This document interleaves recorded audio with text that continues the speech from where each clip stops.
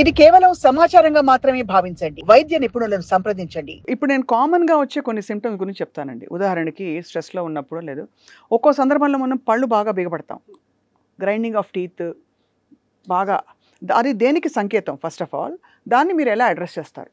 మీరు అన్నట్టు ఒక సిమ్టమ్ వచ్చింది.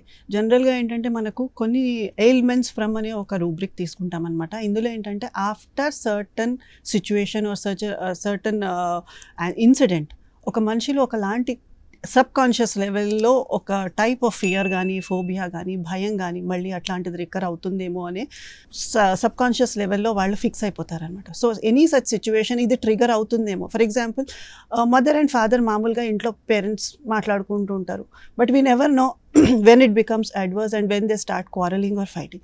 So పిల్లలు ఇది కంటిన్యూస్గా చూసినప్పుడు they go into a panic state or anxiety state. దాంట్లో ఏంటంటే they become రిజిడ్ అయిపోయి ఫిక్స్ అయిపోయి మీరు అన్నట్టు పళ్ళు కొరకడం కానివ్వండి. కొన్నిసార్లు they become so blank that మనం కొన్నిసార్లు we have to act as if we are normal. So ఇవన్నీ ఏంటంటే పానిక్ అటాక్స్. మనం అనిపిస్తుంది చిన్నపిల్లలు మనం అబ్జర్వ్ చేయట్లేదు అని, but all these situations. And sometimes ఆఫీస్లలో ఆఫీస్ ఏరియాస్లో ఏమవుతుందంటే there is a bad exposure or bad what you say abuse కానివ్వండి. కొన్నిసార్లు మనం అవి చెప్పొచ్చు, చెప్పలేకపోవచ్చు, ఫీమేల్స్లో కావచ్చు, మేల్స్లో కావచ్చు. సో ఏదైనా హోల్డింగ్ బ్యాక్ ఉన్నప్పుడు దే కాంట్ చెప్పలేని, ఎక్స్ప్రెస్ చేయలేని పరిస్థితుల్లో అప్పుడు body gives a symptom sign that మీరు you are getting affected because of this scenario, this situation. ఈ సిచ్యువేషన్లో మీ బాడీ ఎఫెక్ట్ అవుతుంది. This is a sign where you have to become alert. మీరు హోమియోపతి మందు మొత్తం హిస్టరీ అంతా తీసుకుని ప్రిస్క్రైబ్ చేస్తే అది ఎలా పనిచేస్తుంది? వాళ్ళ నర్వ్స్ని రిలాక్స్ చేయడమా, లేదు వాళ్ళకి ఈ టెండెన్సీ ఏదైతే ఉందో యాంగ్షియస్ అవ్వడం దాన్ని తగ్గిస్తుందా? మీరు అన్నట్టు మా దగ్గర హోమియోపతి డ్రగ్స్లో ఏంటంటే మెంటల్ సిమ్టమ్స్ చాలా మటుకు ఉంటాయన్నమాట. సో ప్రతి డ్రగ్ తీసుకున్నట్టయితే ఒక డ్రగ్ తీసుకున్నాం, ఫర్ ఎగ్జాంపుల్ అకోనైట్ తీసుకున్నాం అనుకోండి. ఇందులో ఏంటి అంటే ద మెంటల్ స్పియర్లో ఒక మకోనైట్ పేషెంట్కి ఎప్పుడు ఇవ్వచ్చు అంటే when they are too much violent or too much all of a సడన్గా, అంటే ఉంటూనే they become very aggressive or they become very violent and they have fears, phobias. ఇట్లాంటి డ్రగ్స్ మాకు ఆల్రెడీ మా హ్యాన్మన్ గారు ఆల్రెడీ చెప్పారనమాట. సో అన్ని డ్రగ్స్లో ఏంటంటే దెర్ ఆర్ సర్టన్ సిమ్టమ్స్. ఆ సిమ్టమ్స్ని మేము కోరిలేట్ చేయాల్సి ఉంటుంది. సో ఈ డ్రగ్లో ఈ సిమ్టమ్ ఉంది, సో ఇన్ దిస్ సిచ్యువేషన్ మనం ఈ పర్సన్కి వాళ్ళకి ఫిజికల్ కంప్లైంట్స్ ఎట్లాగూ ఉంటాయి.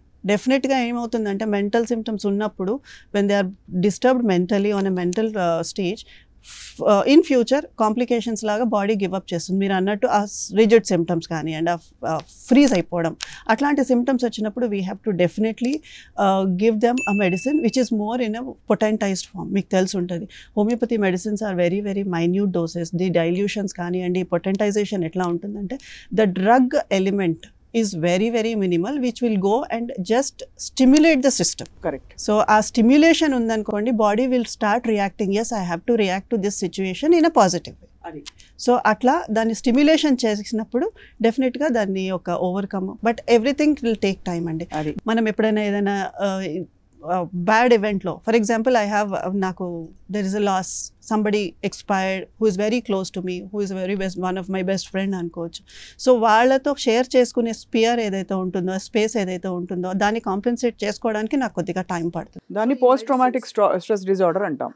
ఈ పోస్ట్ ట్రామాటిక్ స్ట్రెస్ డిజార్డర్ ఉన్నప్పుడు దాన్ని ఓవర్కమ్ చేయడానికి హోమియోపతి మందులతో పాటు డెఫినెట్గా నేను అన్నట్టు కౌన్సిలింగ్ కానివ్వండి, వాళ్ళకి ఆ అవేర్నెస్ రావాలి. So how to move on, because life అనేది మూవ్ ఆన్ అవ్వాల్సిందే, అది ఎవరైనా కానివ్వండి. కాకపోతే మనం క్వాలిటీ ఆఫ్ లైఫ్ మీద ఎఫెక్ట్ పడకుండా, so we have to be careful so that ఫ్యూచర్లో క్రానిక్ ప్రాబ్లమ్స్ అన్నింటినీ మనం దూరం పెట్టాలి. అలాగే చిన్నప్పుడు పీడకలు వచ్చింది రాత్రి అని చెప్తే తిన్నదేదో నీకు అరగలేదు అని పెద్దవాళ్ళు చెప్పడం నేను విన్నాను. సో పీడకలలు రావడానికి కూడా ఒక కారణం ఉంటుందా?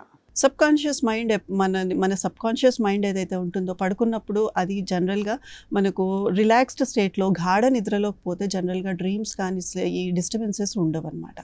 కాకపోతే ఎవరైనా చాలా మటుకు డిస్టర్బ్ అయ్యి ఉండారు, సబ్ కాన్షియస్ స్టేజ్లో వాళ్ళు స్టిల్ యాక్టివ్ ఉన్నారు, నిద్ర సరిగ్గా లేదనుకోండి, they end up getting various dreams వస్తూ ఉంటాయి, కొంతమందిలో రిపీటెడ్ డ్రీమ్స్ వస్తూ ఉంటాయి, కొంతమందిలో స్ట్రగుల్ డ్రీమ్స్ ఎట్లా ఉంటాయంటే దే ఆర్ స్ట్రగ్లింగ్ అండ్ ఫైనల్గా ఇది కళ అయితే బాగుండేమో అనే స్టేజ్ వరకు కూడా వాళ్ళ కళలోనే కనేస్తారు.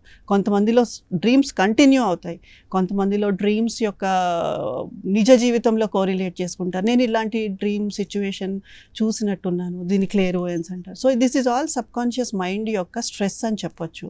సో అయితే డ్రీమ్స్ రావడానికి అంటే ఆపడానికి కూడా మనకి అంటే మందులు ఇండికేట్ చేస్తాయి. హోమియోపతిలో ఏంటంటే డ్రీమ్స్ రికరెంట్గా ఇవి ఇట్లాంటివే వస్తున్నాయంటే మేము దాన్ని కోరిలేట్ చేస్తాము. ఈ డ్రీమ్ ఎందుకు వస్తుండొచ్చు, what could be the underlying cause, దాన్ని బట్టి ట్రీట్మెంట్ ఇస్తాం.